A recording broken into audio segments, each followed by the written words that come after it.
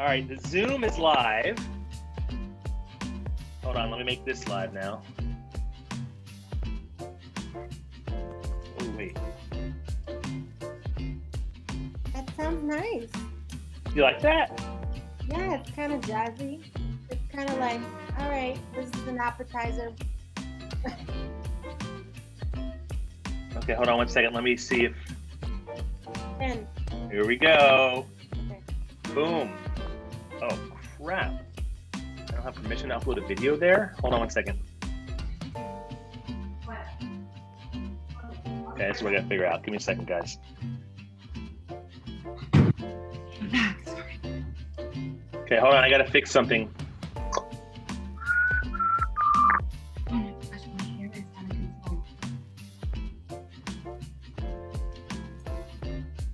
Hold, please. Let me make sure I got all these settings right. All right, 1 second.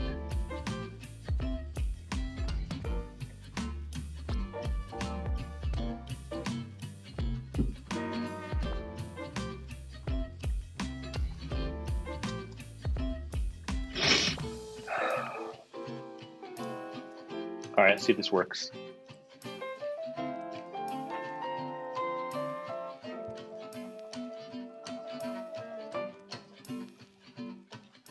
Ah. Let's see. Ooh, that was fast. Did it work? I think so. I can't use this.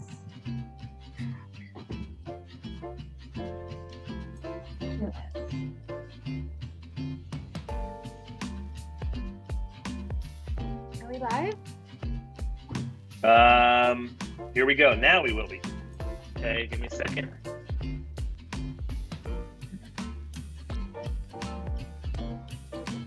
All right, it is live, guys. We're live? Let's see what's going on. Yes, I think so. Yes. Are All right, we? so we'll notify.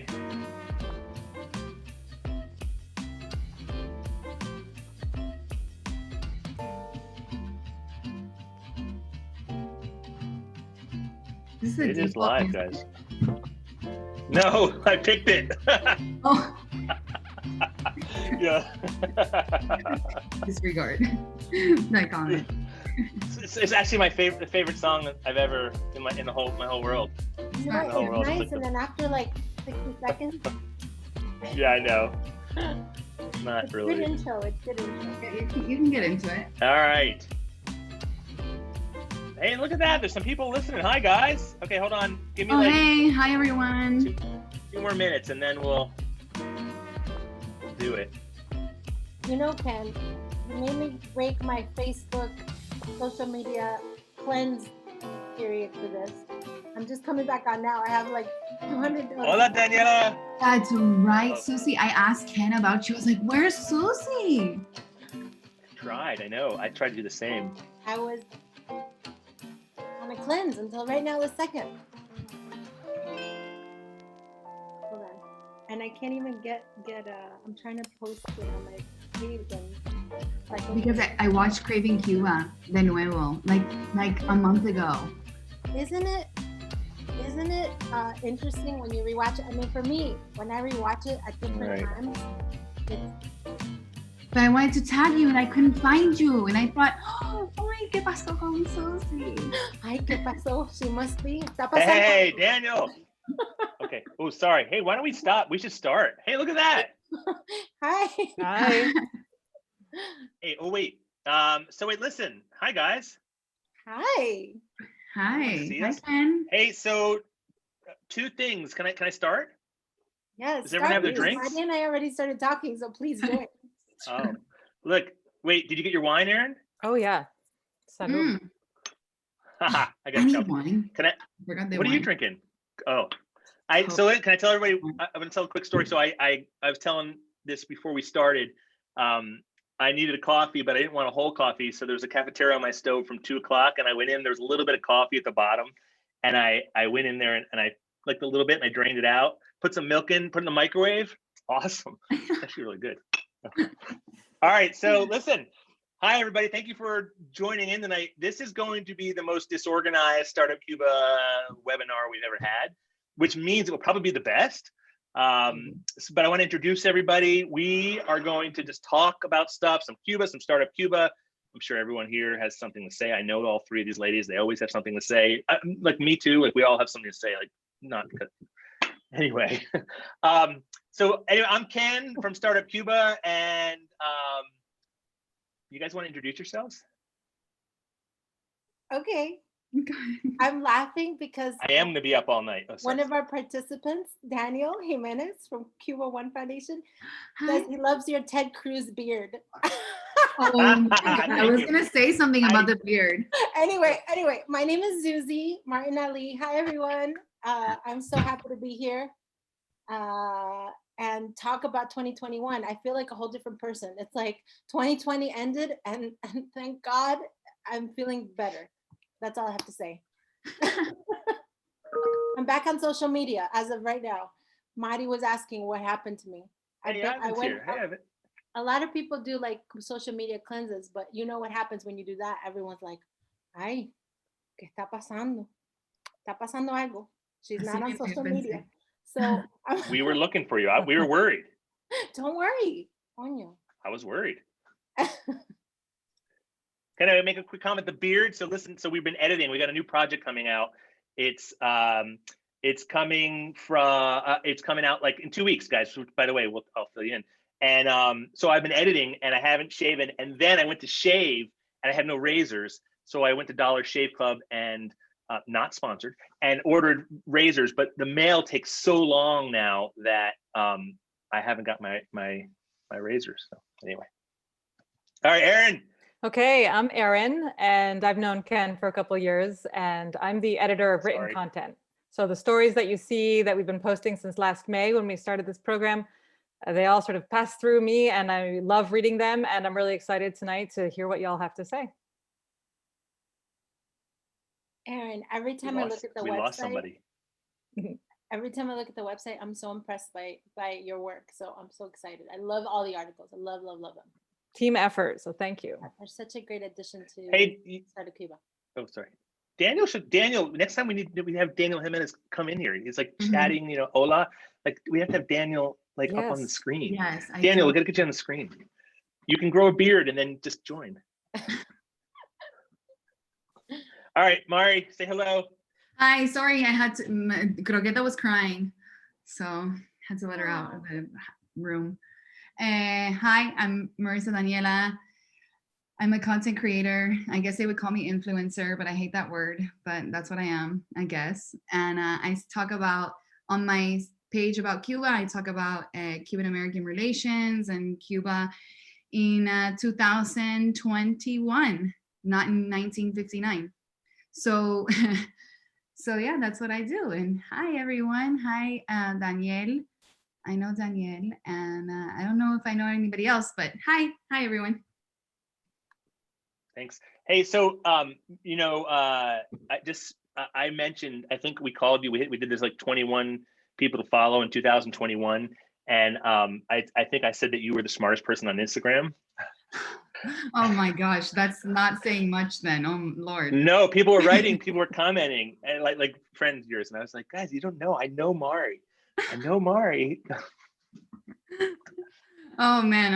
I'm the most opinionated maybe in the space, I guess. No, Mari, we all admire Mari. At least I do, because you say what you think, and it's really hard to do that, especially when you're raised to be like a really good little Cuban girl. Yeah, so you broke out from that mold somehow. Anyway, but it's really brave of you to talk about things that are difficult, because a lot of us want to, but we're just not brave enough. Sometimes. Yeah, but I just feel like it needs to be said sometimes, and well, that's a whole other conversation. But yeah. Can I give a quick shout out? We've got some writers on our list tuning in. We've got Kate, Gabby, and Cynthia, writers from the site. So I just want to say hello and feel free to participate as well. Yes. Yeah, please. And if you guys, anyone wants to ask questions, just if you're on Facebook, you can put it in the comments. If you're in the Zoom, just enter it into the Q&A there, and we'll bring it up. And we want questions. And one of the things too is like we want your feedback. So like things that you like about Startup Cuba, maybe things you don't like, things you want more of from us, just go ahead. We'd love to hear all that. Hey, Murray, Lilia is saying that you keep everyone totally informed. Keep everyone informed. Mari keeps everyone up to date. That's what people are saying, which is true. Thank you. Gracias. That means a lot to me. So yeah, so we'll talk, like we can just talk about Cuba. We can talk about Startup Cuba. We can talk about anything. I don't know. This is really the most disorganized I've ever been, but I've had a long day, guys. I've had a long 10 months. So I'm glad for now, Ken. I'm glad we're here. We're going to talk about what people want from Craving Cuba, like what kind of stuff they want us to film and produce in 2021, right? Or like you said, any topic they want to talk about. Any topic. A little bit of both. Yeah, anything you guys want to talk about, or just stuff that you want more of from Startup Cuba. If you guys have ideas, we'd love to hear it. That's really, really helpful. What are the plans for next year, Ken? You have any plans for next year? We do actually have plans for next year. We're not telling anyone what the plans are for next year, but they're good. They're going to be bigger and better, and there's some really cool stuff happening. Really? We've been working I'm excited to hear. Or You'll find hear out. I'm gonna, excited to find out. You'll be part of it. It's pretty cool. Hopefully. The first thing that's coming out that's not actually like that we've actually already done is Dale Discussions, which we shot in the fall at Governor's Island. Yeah. So that came out, and that was with Cafe Bustelo, and so I think we're gonna roll it out like February 18th or something like that. So okay, well, keep me updated so I can, we're doing that tomorrow. You get all that information. Okay. It took a little while. Yes. And then shortly after that, we have a piece from Ecuador coming out. We went down to Ecuador and couldn't release this piece because of the pandemic, because it was like, just felt weird, and plus we didn't have the resources. We didn't have it was just hard to get everything put together. And so that we're going to do. And then, but we went to the rainforest. Tell them where we went. It was so amazing. I mean, I wish we could transport ourselves back there right now. Tell them, tell them about it. We went to Ecuador, and we spent some time in Quito, and then we actually went 3 hours north and went into the rainforest, and we saw the difference between the little town that was barren and had no water and was super dry, and that was deforested. And then we went into an area that was invested into eco-friendly or what do you call it, Ken? Ecotourism. Anyway, they basically took people that were deforesting previously, and now they work in the tourism industry, nurturing the land. And besides it just being okay, it's better to be eco-friendly, the community is thriving. There's more water, there are more jobs. It's a different type of labor. It's a true community. So it was really beautiful to talk to los guardaboscas, the guides and the forest rangers. And besides that, it was a place that was super spiritual. I mean, not to get corny on you, but it felt like you were in a place that was really, really special. And I can't wait to get the footage. What's crazy is that Ecuador was really interesting to us is proximity. The Ecuadorian Chocó, which is the cloud forest, was really interesting to us, was the proximity to the Amazon. And 95% of the tropical forest, of the rainforest in Ecuador, is gone. 95% has been cut down. Yeah.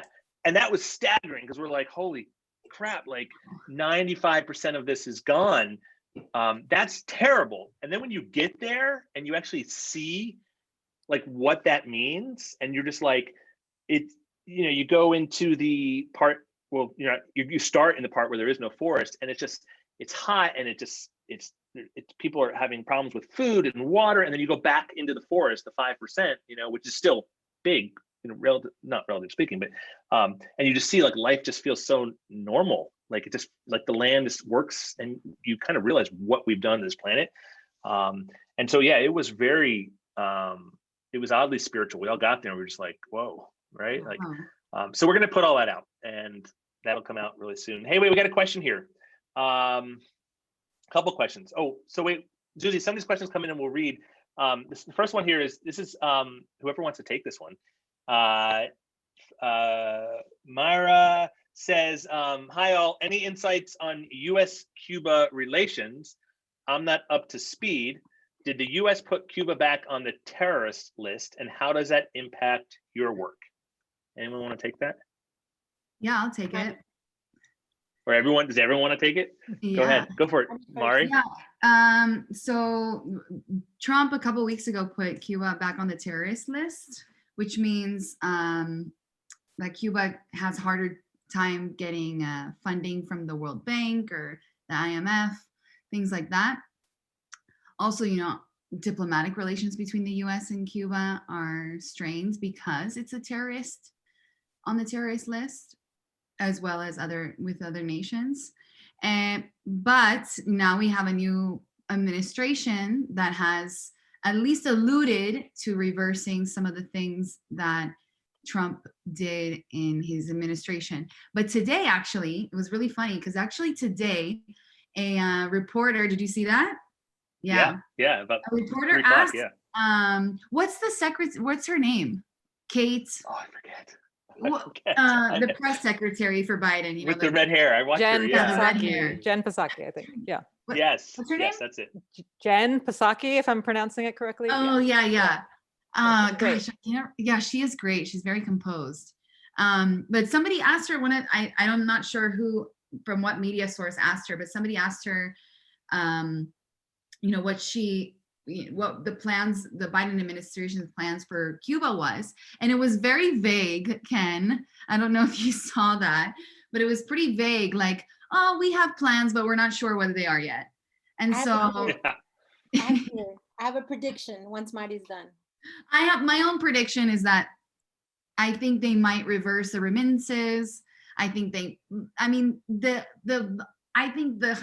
stretch that they'll go to is that they'll put people to people back again, but I don't have any hopes for a full-on embassy opening and anything like that anytime soon. No. So I disagree up until the end. So okay. I think my prediction is that there is so much going on domestically that the Biden administration has to, whoever won, has to concentrate, or their team is telling them, we have to concentrate locally for a while. However, a year from now, which I predict they're going to do it on December 17th, the same day Obama announced, this is my prediction. I predict this year, December 17th, they're going to make an announcement that's going to essentially go back in the direction of President Obama and reestablish relations, get the embassy back up, and then try and put it through Congress, but to make bigger changes. But I don't think that's going to happen for another year because there's so much going on at home. I mean, people on the Biden team were the same people who made things happen on the Obama team. So that is not, in my opinion, that has not changed, but priorities are domestic right now. So I think because of that, it's gonna be a little while. But that's my prediction. El día de San Lázaro. Well, I hope I'm wrong. I hope you're right, but I'll counter that by just saying that, Cuba's tricky, especially when it's a new administration and they want to get a second term. So I don't think anything will happen until maybe a second Biden term or a second, I don't know, by that time, maybe Kamala Harris, who knows if he's but the Cuba topic is popular across it's obviously unpopular in some areas, in certain populations, Cuban American populations with reason, their own reasons, as you saw in my complicated documentary. Yes. But holistically across the US and across Republican and Democratic lines, the majority would like to see Cuba relations reinstated because they're not necessarily tied to it personally, and they love Cuba and they love the Cuban people y todo eso, Yeah, I agree. I I just, don't think it would be, yeah, anyway. But yes, Yeah. it's complicated and it's Super. political. Well, I just say, I hope you're right. I'm just a little bit more pessimistic about it, I guess. What do you guys you think? know, Anybody have any oh, opinions? hold on on. that? Sorry, Yeah, Kevin. what do you, I have some comments coming up in a second. So like, we put up this interview with Cubanos con Biden, this group that, supported Biden. It's exactly like it sounds. They had a lot of interaction with, they're not actually part of the Biden-Harris campaign, but they were a grassroots organization, but they actually had a lot of interaction. And the vibe that I got from them was that the strategy is going to involve like much more buy-in this time. So like, Right. I think that's going to take time. Like, I think Biden really does want to get the community in South Florida involved in that process, so that he's just not flipping switches and then everyone starts fighting again and arguing about what policy. And so I think they're going to be very strategic about it. From my like conversations, what I've heard. I don't know. So Better way Erin, to go about it. I know what. That's a better way to Erin's go about it anyways. Yeah, no, I know. Erin's the most not speaking for myself, at least, she's much more civil than I am. So like, Erin, feel free to talk over me anytime. No, I'm trained to listen, but I love what Marty and Zuzy said. I think a low-hanging fruit would be to quickly reverse the restrictions on remittances by letting Western Union open up. And I think that's already happening in Cuba. They're looking for different channels to bring in the money, so it's not siphoned off to the government. So that's one way to help the Cuban people. And another is opening up the embassy, which, as we know, it's not just closed because of the pandemic or the Cuba being back on the state terrorist list. It's because of these sonic incidents that have been still under investigation. So I would love it if on December 17th, el Dia de San Lázaro, as you said, I would love it if that was reopened. It would help so many people. And Cynthia pointed out in the comments that COVID is making it more unsafe to travel to Cuba now, as it is to anywhere in the world, but especially interesting in Cuba because engagement through tourism is one of the best ways that the American people have to connect with the Cuban people. So we have to make an extra effort and push out our content and really make an effort to connect with Cubans because we can't be there in person. Yes, totally agree. I think that's right. One other thing too, I got some more questions coming in on that topic. And Mara asked, she said, ask also about like the new Mimaincuba being put on the terrorist list, how that impacts our work. And like, I don't think it does, other than our work, it doesn't impact it one bit. The only thing it does is just you just know that that's out there, that like our governments are more tense towards each other than they have been. And that's just, as someone that like cares, like that's just an uncomfortable feeling, I think, so all right, guys, seriously, talk over me. Otherwise I got some more questions coming in. Okay. I got a question for Mari. I got all kinds of things here. Wait, Erin, great answer, Erin. I agree. All right, wait here. Cynthia hi, Cynthia. Cynthia, who's a writer for us and also the author of Taste of Cuba. You guys, if you're looking for a cookbook, go read A Taste of Cuba. It's really good. Cynthia's asking what inspired us to cover stories from other places besides Cuba. And that's because we were recently just talking about our footage coming out from Ecuador. And I'll just take this real quick. One of the main reason is, what we do is really like, it's about like building bridges. And particularly like we're an organization, like, or as a group of people that, like, I don't know, we all just kind of do this together, and people that somehow I've sucked in and they keep doing this with me. Thank you, everybody. But we're not all Cuban American. We're all different backgrounds. And for us, like our mission at Startup Cuba is bridge building. And frankly, for me, like that happens, like there's a lot of bridges that need to be built, broader than just like the Cuban American community, but more like in like Latinx space throughout the country. And so that's why we do other things. That's why we go to Puerto Rico. That's why we go to Ecuador. That's why we go to Mexico. That's why we do stuff within different communities in the United States. And yes, Tasha, you can ask questions here. Absolutely.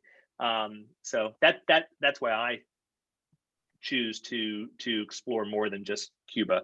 And we love Cuba and like just keep doing more there, but we want to just also, we're driven by that mission of bridge building. So yeah, it's also interesting, like when we went to Mexico City, like Mari and I had so much fun going around some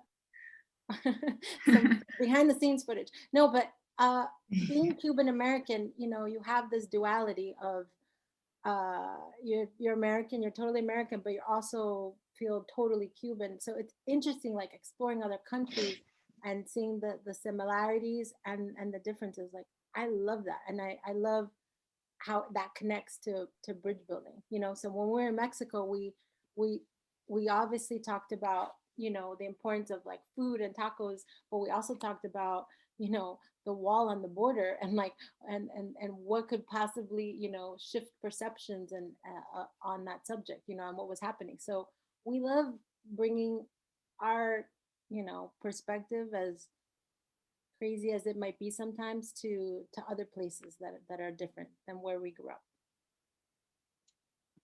yeah, and we were going to do more of that before coronavirus came. We're still going to do more of it as soon as we can. All right, here's a question coming in from someone anonymous. Mari, you had a post that went viral about 27N. Could you describe what happened on the 27th of January, and how do you think this diverse movement evolves over time? I did have a viral post. That post, I did not expect it to go crazy, but it did.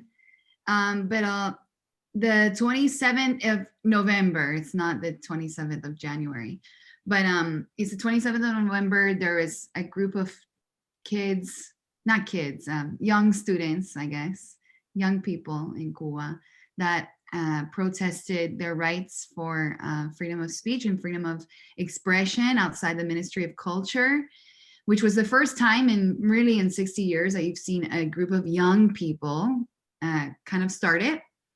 The only time we've seen this before in Cuba was in Maleconazo, which was in the 90s. But this one is a little different because it started from, you know, the intellectuals and the young people in La Habana. And it was just a movement that they went outside to protest, you know, the censorship of artists mainly, but also the censorship that there is in Cuba to begin with. And just demanding their rights. The government kind of shut that down pretty quick. And so there hasn't been really much movement at all. Actually, yesterday, there was a small group that went outside to the Ministry of Culture and protested, and that went a little bit crazy because then they started punching each other. It was nuts. Yeah. They started, it was crazy. I didn't know that. Yeah, they just got a little Erin, bit hot there. But that's pretty much it. But I think, you know, a seed has been planted, and people are now realizing, oh, well, maybe we should talk about these topics, or maybe we should think a little bit different. But nothing really much on what happened after I posted that.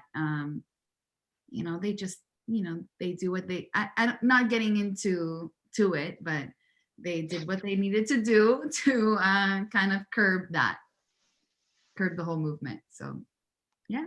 I'll follow up on that because maybe it was a Freudian slip about the 27th January, but yesterday was the 2-month anniversary of 27N.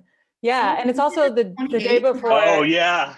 I didn't even No, it's realize actually, that. So that's why I was actually, but I didn't do that. I was actually reading the question. It says 27th of January. Yeah. I thought she misspoke and said January instead of November. And it could be, but I'm going to imagine. I was just reading it. I wasn't. Yeah. I already wanted to talk about yesterday, so I'm just going to take that leap. Yes. Yesterday was the 2-month anniversary of 27N, and also the day before a major celebration of Jose Marti that happens every year. And so these protesters, or let's say peaceful activists, showed up yesterday outside of the Ministry of Culture, and the minister himself came out.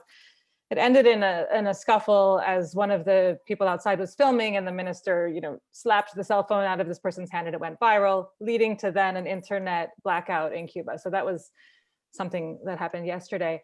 And the government came out with this tweet right after from the president saying, "Viva la revolución, Cuba es nuestra."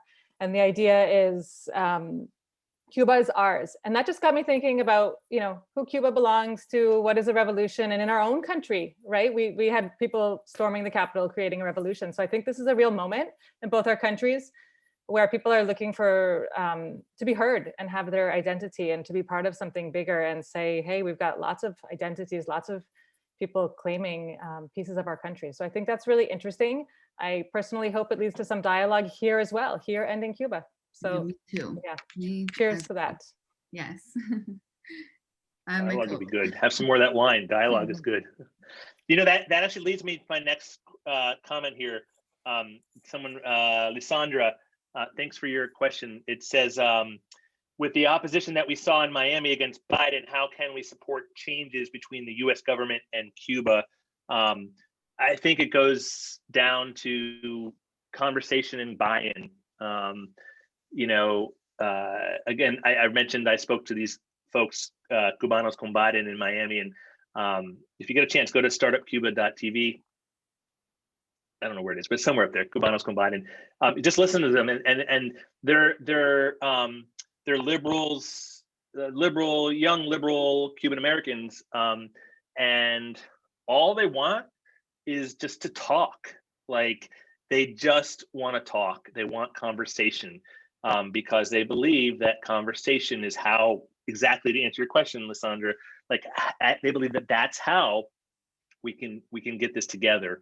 And particularly when it comes with engagement with Cuba, they're having trouble because they can't have a conversation. Every time they try to have a conversation, they're labeled communists and they're pushed aside. And but that's all that they want to do. They just want to talk, so that the conservatives and the liberals in Miami, with people on either side of the party, fences, can talk. So that's how I think you do it. I think people just need to talk. So, because at the end of the day, like, there's a lot more similarities here than there are differences. I think everyone kind of wants the same thing in a way. Well, there's different ways to get there. But go ahead, Suze. And I thought, I know Trump won Florida and gained in Miami, but I still thought, I'm looking for the statistics, I still thought Biden won Miami. He did. Yeah, okay. Miami did. Yeah. Because the Cuban American population is pretty split these days. It used to be obviously all mostly Republican. Like I was raised, and now it's just different. They're different perspectives. I think they each side. I think the side that's not Republican anymore understands the Republican side very intimately. So I think because of that, there could be easier. I'm hoping there could be those conversations and that middle ground built, because in order for that to happen, there has to be empathy, right? In understanding both sides. So I'm hoping that'll happen, and that it will lead to some positive changes. I agree. I talk about this a lot on my media, TikTok or Instagram. And a lot of people that are not Cuban American just don't get it.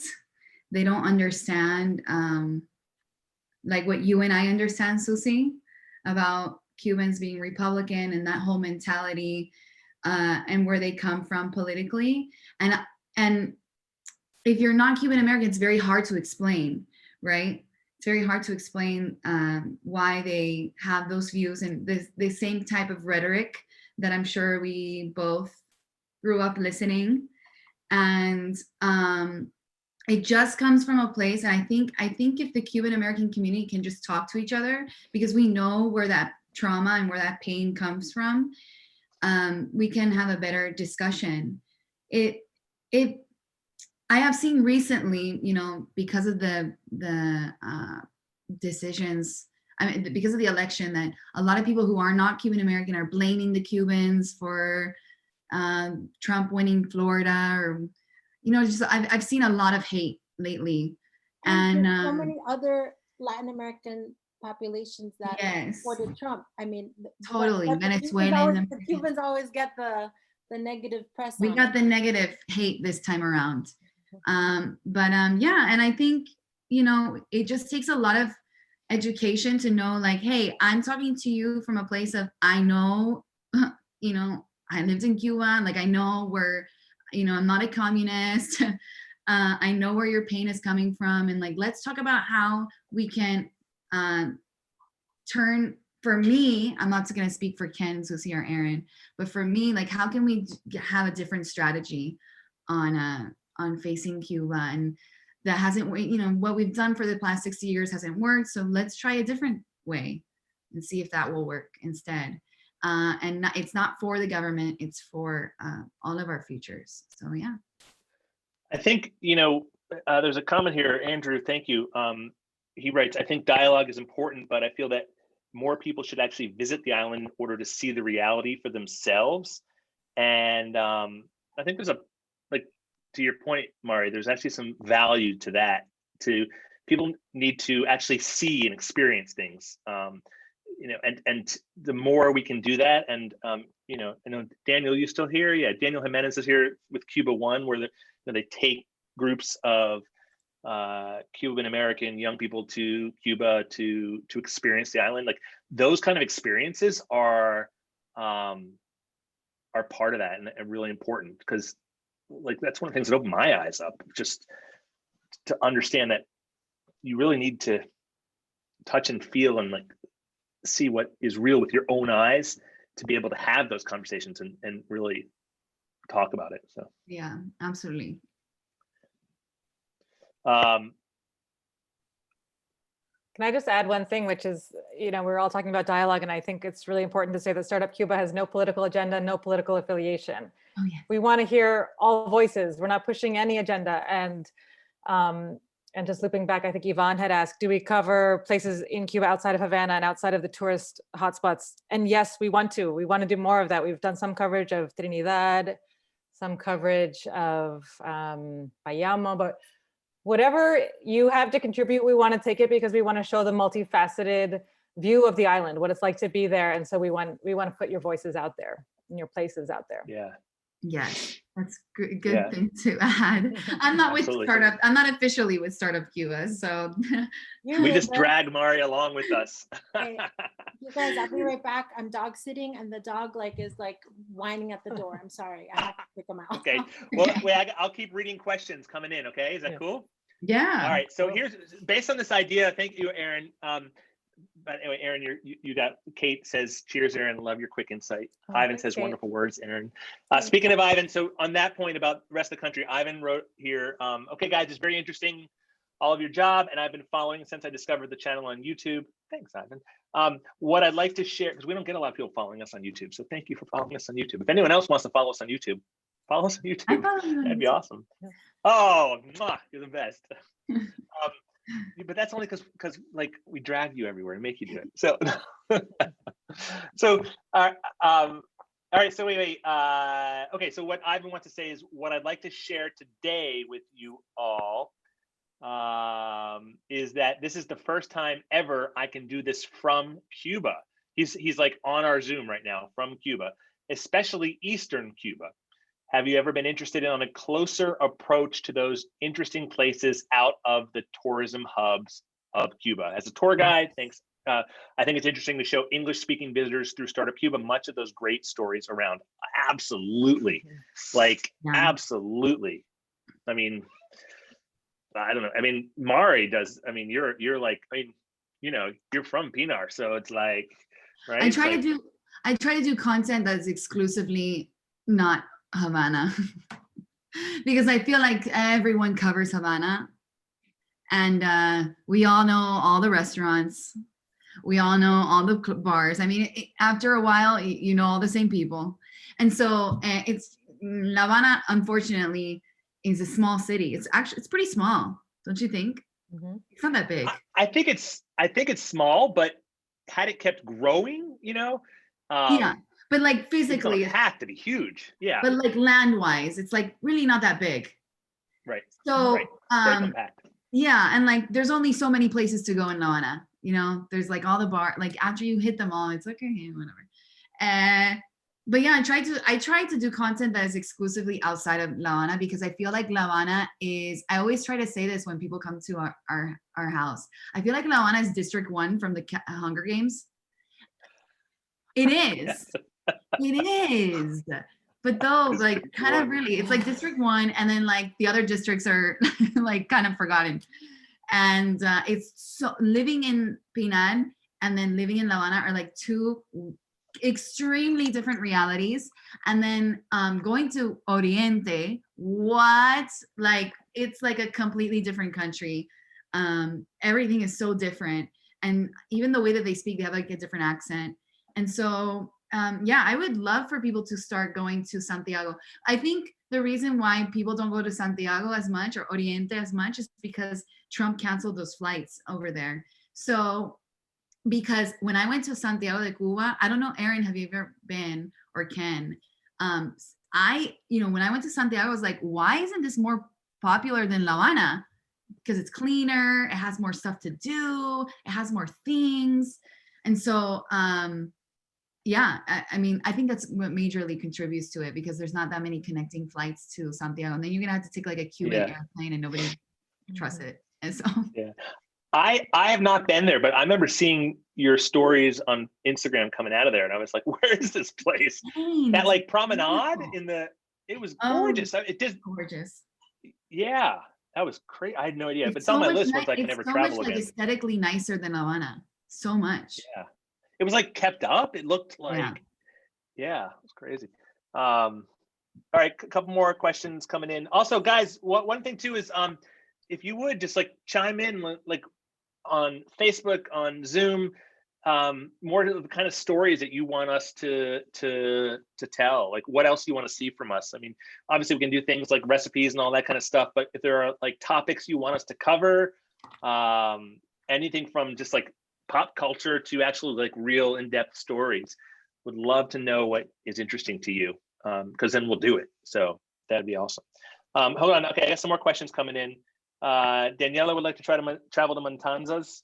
Yeah, me too, actually. I'd like to travel. Okay, so here we go. Okay, Tom. Hi, Tom. Tom Gibson. Hi, Ken. Good to see you, Erin, Zuzy, and Marissa. If there's one major point to impart, it's that we can still visit. Very true. Mm-hmm. Even with the current restrictions, you can travel under the support of the Cuban people category, but you must create a daily itinerary of activities, stay in casas, eat at private paladares, etc. Items on your itinerary may include museum and gallery visits, touring in a vintage car, dance lessons, the opera and live theater, pretty touristy stuff. President Biden will lift restrictions, but it's imperative to change the perception that we can't travel there. Totally true. Totally. Absolutely. Well said, Tom. And then Holly says, how do you sorry guys. How do you provide this? Responding to Tom, I've always traveled under the support of the Cuban people, but never had to provide or prove anything. Just an intense interview when I returned. Interesting. I've never had an interview when I've gotten back. Immigration in the United States has never questioned me, so I don't know.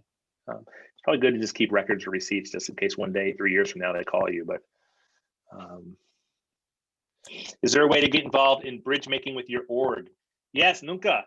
Go to startupcuba.tv. TV, you know, if you say it like TV, then people remember it like .tv. Go to startupcuba.tv, and there's a little like contact us form. Just send us an email from right there, or you can send us an email, hola@verv.tv, VERV.tv, and send us an email. Absolutely. Hey, Ken, I see this question this comment from Kate. Hey, Kate, that she just moved to St. Pete's, and you're interested in writing about Ybor City. So, Kate, I'm part-time in Tampa, so let me know. Why don't we meet up and have some fun and write something in Ybor City? I know a little bit about the history there, and it's really cool. And my cousin actually works for the Chamber of Commerce, so I can hook you up with some information through him. Nice job. Do I have an email at Startup Cuba? No, but I'll give you one if you want. Just Kate. Nobody does. I know. I don't. Actually, I don't even have one. I have a Verb TV, but I don't. Okay, hold on. Wait. I'm making this. Hey, I'm gonna private message you my email. Okay. Over. Great question, Daniel. Have you considered covering connections between Afro-Cuban groups and American networks like Black Lives Matter and La Luchita Project? No, but that's a great idea. Wait, yes, Ken, like La Luchita's on our list. So we would love someone to cover La Luchita. So right now we have ideas. On one hand, we have people. On the other hand, we want to put this stuff together. So if anyone is in the audience and has ideas like this and they want to help us write about it, we'd love to have you contribute and get started. And then I'm noticing Gabby's out there asking, can we bring back the photo of the month? Yes. Thank you, Gabby. That's great. You know what happened, honestly? Yeah, ¿qué pasó ahí? You know, yeah, this month, January just hit us like, or at least me, hit me like a train. Coming back, and we got really busy with a bunch of projects and things coming in, and like new projects that are like happening and starting and all this stuff at once. And so just, yes, photo of the month. Hold on a second. Hey Siri, remind me tomorrow at 11 a.m. to add the photo of the month back. 11 a.m. tomorrow, Gabby. Hey, how do you pick your photo of the month? I'm curious. Yeah. Like, do you Well, right now I just find submit, a or photo is that it- I do it. So right now I just find a photo I like. So if you guys have a photo, send me one. Okay. People can send photos in. Like, yeah, people, if you guys have That would be photos, cool. anyone has a photo, send. You should solicit it and have people like submit, and then you could pick your favorite one or put another one out that you like. I mean, yeah, it's funny because sometimes like we put things up there that are really easy and like we just neglect them, like the photo of the month, you know, that people love. And other times we'll spend like 6 weeks getting something out there, and you know, or vice versa, right? Or like, we got the best idea ever, and it's easy to put it out there, and it's not the best idea ever. So it was the best idea, you know. It's usually me, and Erin's like, I don't know if it's the best idea, and Erin's usually right, but you know, that's just all. So. All right. Anything else you guys want to add? I'll keep reading questions otherwise. Yeah. And we're going to wrap up in about 10 minutes because I know Mari has to go. You guys can continue without me if you want. Hold on, wait. And Evan. Oh, wow. Look at this. Holly writes to Andrew. She says, not only has she been stopped and interviewed coming back to the States, she's been searched. Wow. They were like, where are you coming from? Cuba. Okay, well, now you've been randomly selected to be searched. I wonder if that's just random, though. Did she come because from Miami or did she come through some like weird connection? I don't know. She'll have to answer No, you that. know, Holly. I've Where'd you been come from? searched. Also, I've been searched, and I'm one of these role players who brings the itinerary. Like, this is what I did every day, and I tried to give it to the guy, and he said, "You know, keep that. We don't care." So, Yeah. you know, I think it's random. It happens. They saw me. They pulled me aside. That was it. It was fine. I came back from Mexico once. Like I had a button-down shirt on. Like it was like unbuttoned to here, which was gross in its own regard. Sorry, everybody. You know, unshaven and like this luggage. I don't remember what I was there for. And like I got searched. You know, coming back to the San Francisco airport, I should have been searched. I had nothing. I don't do that kind of stuff. I'm like totally legit when it comes to immigration. But yeah. Ken, I'm trying to erase that image, but I did know. you know Ivan Sanchez, he's actually with us from Cuba. Did you read that? Yeah. Yeah, I know that. Yeah. We read his comment. Or were you out taking the dog? Oh, Maybe yeah. she was out taking the Sorry. dog. Hi, Walking Ivan. the dog. Made it. Yeah, Ivan's been, thank you, Ivan, by the way. Like he emailed me this week saying I'm going to try to get on from Eastern Cuba. I was like, amazing. Thank you for being here. Okay, so Oh, wait, what part of Eastern Cuba? Because my mom's from Orguin, and my grandmother, I still have family there. Is he still on? I don't know. Yeah, he's still on. Ivan, where are you in Eastern Cuba? You remember that time? So my dad's girlfriend is from is Olguin, or where are your parents from? Your family from? I mean, Zuzy. Orguin. Yeah, because every time I'm Holguin. No, I said Olguin. Holguin. I'm my artist. You do. No, because every time I mention Zuzy, I kid you not. So Zuzy, my dad like met Zuzy on a Zoom or something. You know, they connected. His long-term like girlfriend. I don't know if you're on the call, Dad or Marie. Her family is. Are you sure it's from Olgain? I thought it was somewhere else. I know. But anyway, my dad reminds me every single time I mention your names is that like, hey, that's where Marie's family is from. And I'm like, I know this. You know, Tell him I said every hi. time. I'll mention it. Watch. I'll do a Zoom. I'll record it tomorrow. I'll mention it to my dad. So And yeah. So anyway. He's from Buenaventura. Es un pueblecito, super chiquito. Oh. That's like a really, really small town on the way to Las Tunas, right? If I remember correctly. We're waiting. I don't know. Maybe not. Okay. Olgain? Yeah, it's like a really tiny, tiny town. I think it was tiny. Maybe not for him, but it was tiny for me. You know what's the coolest thing? So I sadly have not been there yet. But one of the coolest things that happened to me when I was filming Craving Cuba was that my abuela called me and she's like, oye, tú sabes que tú tienes una prima famosa que canta ópera. So I'll translate. So basically my grandmother was like, hey, you have a cousin who's famous and she's an opera singer from Cuba. And I was like, really? I'm like, I want to interview her. Anyway, she was this beautiful Eglise, and she left Cuba in the 90s, and she has sung with Andrea Bocelli and so many famous opera singers. Wow.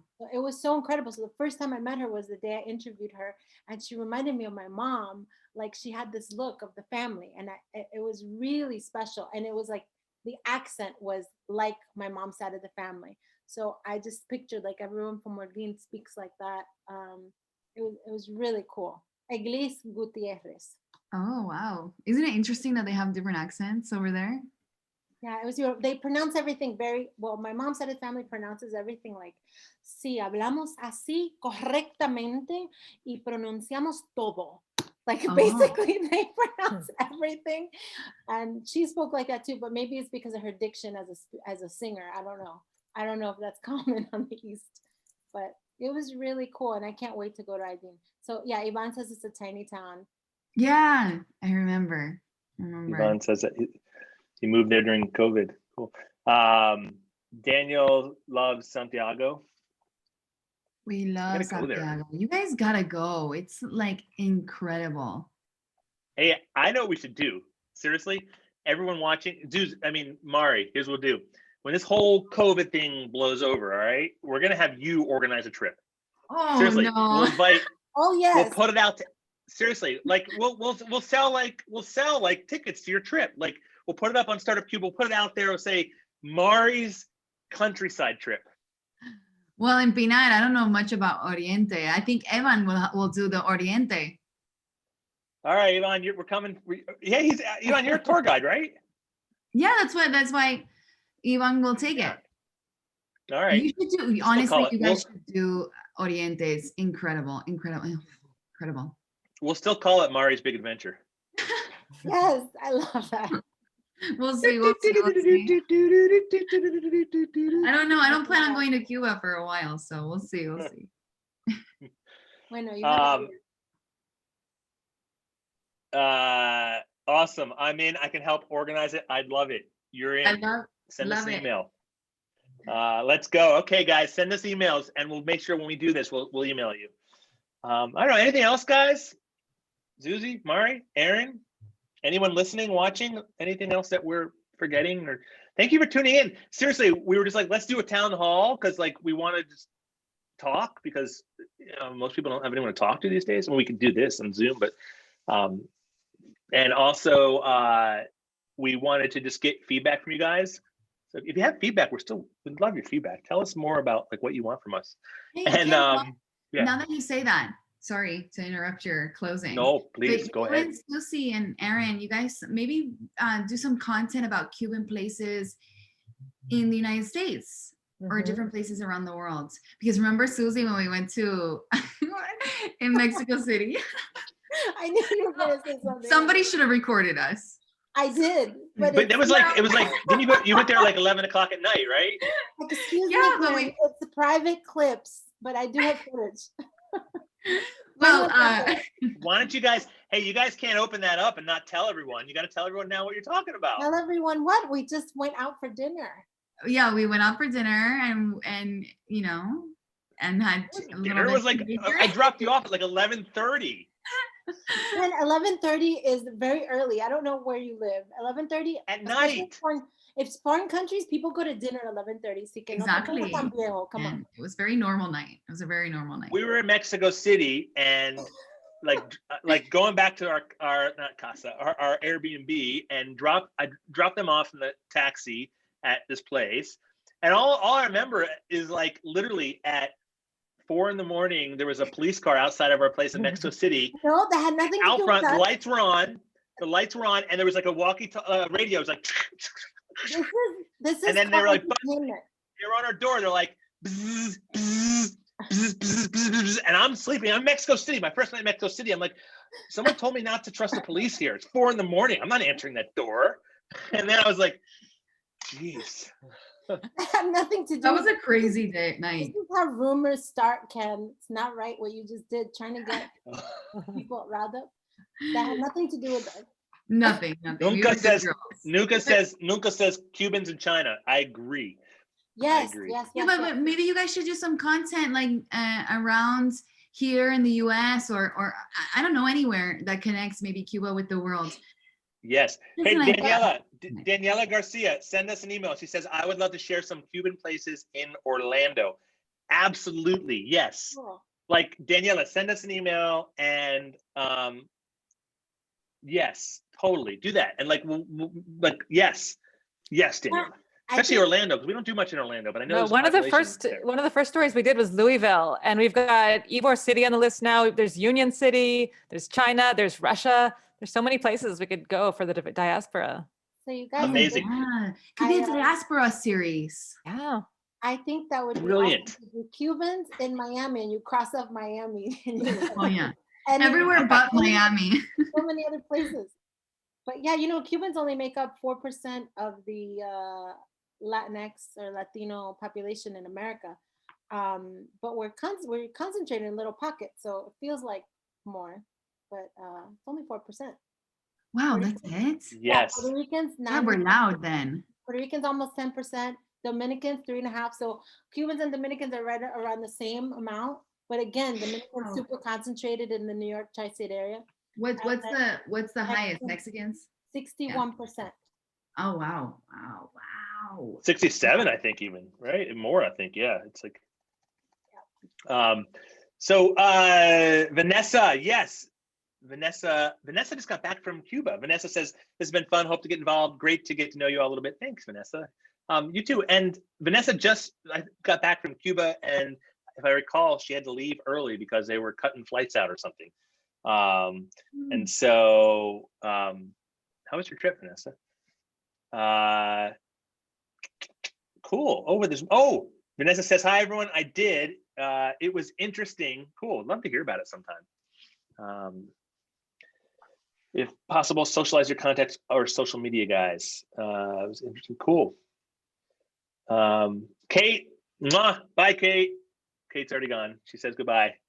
All right, guys. This was awesome. This was kind of fun. Maybe we should do this again. Yeah, let's do it again. It was fun. Maybe we can do like a big crowd.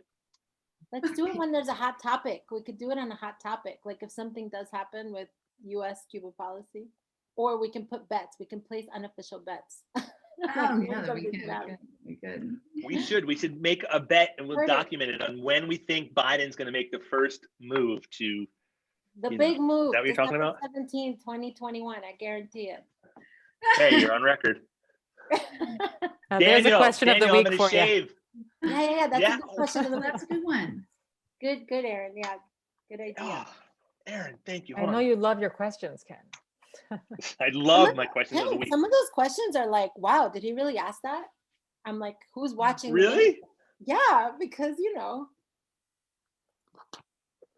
Okay, I'm just making. Okay, wait, serious? Like, yeah, Erin and I talk about this, and and I am always just like, let's just ask it, and so Erin, yeah, they'd be more, right, Erin? They'd be a little bit more, pushing it if you didn't hold me back sometimes. Yeah, I usually lose this battle, but I'm glad one of us has to be daring and bold, right? That's me, daring and bold. Yeah. No. Hey, no, but thank you. Yes, Vanessa, send me an email. Absolutely. Daniel, you're in. Daniel, we'll do another one of these. We'll get a bunch of people so that we can have like a big block party or something. That'd be really fun. Yeah, I'll make sure everybody knows. Daniel, you know what would be cool? I have an idea. Marty, we can recreate like the night we met and have Daniel there and maybe other people. Oh my gosh, how fun would that be? And we can talk about. That was like one of the funnest nights I've ever had in Cuba. I'll never forget that night, ever. Me neither. Is this a musical? What night was that? Okay. It was Clandestina. It was Google's party in Clandestina. So I met Marty. Yes, I wasn't there. Okay, so this is how ironic this is, right? We were at a Google-sponsored party for the first private label designers in Cuba. So it was like fashion and tech. One of the biggest, the biggest company in the world that's very capitalistic in Cuba at the art museum, or in some warehouse, the after party. So I was like, am I really here? But I met Marty on the stage. We were dancing and I met you and I loved you. And Daniel, with Cuba One Foundation, Daniel and I were talking and he was like, Zuzy, like, I want you to be part of the series. We're doing a YouTube interview series. And I'd love for you to interview someone like in the Cuban space. And I was like, Marty, I just met her and I just connected with you and I loved you. I felt like we were kind of like two sides of a coin, just on, it was just great. And I was like, I would love connection. Yeah. And then here we are, Mexico, everywhere else, lots of things, hopefully lots of places to come. Yes. But it was one of those beautiful, like serendipitous moments. It was a crazy night. Ever forget. Me neither. We should recreate it though. So fun. Yeah, so we should recreate it. Yeah. I'll watch it. Not the party. I mean the town hall, the people. Oh yeah. Okay. But yeah, it was like you guys did. No. If we do, I thought you were gonna do like a musical or something. No, because everyone was there. It was like all these like people that are known on social or in the space were there. It was kind of great. Were you there, Ken? I was not there. No, I know. Sorry. Next time. The next one, you should film it. We should film it. Startup Cuba. Yeah, we should film it for sure. I love Clandestina. I Google folks, Clandestina folks, like they're awesome. They do such great stuff. And yeah, that's the first night I met Sima Funk that night. He performed at the beginning of the fashion show. Oh yeah, he did. Oh yeah. And I met him that night. Yeah. But it was really cool. Speaking of that, next week I think we have an article and an interview out with Deckinger Gonzalez, who is a pianist, like an Afro jazz Cuban pianist. The guy is a genius. Ooh, oh my God, you put his anyway. But it reminds me of that. It's because I met him in New York when Sima Funk played. Sima Funk had him up on stage to like play piano for one of his sets or his songs, and Deckinger and I were talking, and like he was just so nice, and we're always like, hey, I got to interview you, and I did it like a while back. We're gonna put that out, but wait till you see this guy. Oh, I can't wait. Let me know so I can push it. We love people love that stuff. All right, I will. Like it's just when he plays piano, the guy is. I mean, he's literally. I mean, a genius. It's unbelievable. Wow. It's yeah. So I'll put that out soon. All right, everybody. Thank you so much. Gracias. Thank you. Bye, everyone. Good night, guys. I hope we got to everyone's questions and comments. If we didn't, I'm sorry. We're just kind of like running through it all. This was like really disorganized. Like, I don't know. Actually, it worked out really well. Yeah, it was perfect. I thought it was cool. Yeah. And you know what? So wait. We wish everybody a beautiful, better year And like Ken said, like connect with us and tell us what kind of content you want, and we'll try our best to do it. Or if you want to create content with us, like we've Yes. got all kinds of cool things I happening. can talk to And you after this then. okay.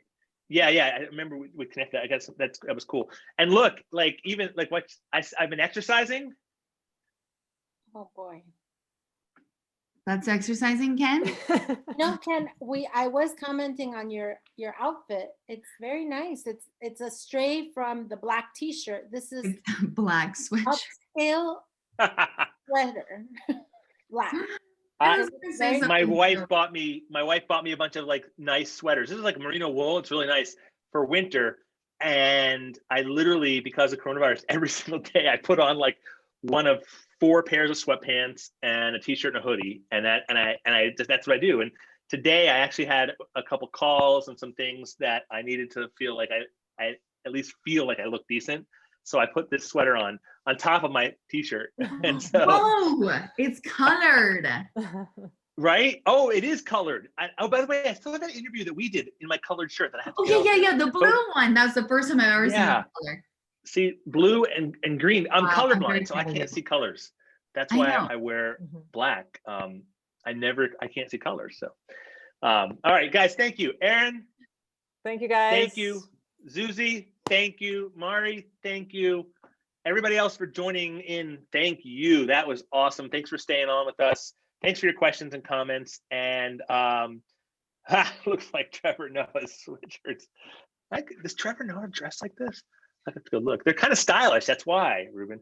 Hey, Ruben. Nice to see you. That's good. And what? Jess has very good taste. She was maybe giving you a hint to change the look. Yeah, pretty much. So, all right, guys. Thank you all. Thank you, everybody. Night. Anything else? I really, seriously, Zuzy, Mari, Erin, I really thank you for being here. This was fun. And thank you, everyone else. Okay. Bye. Bye.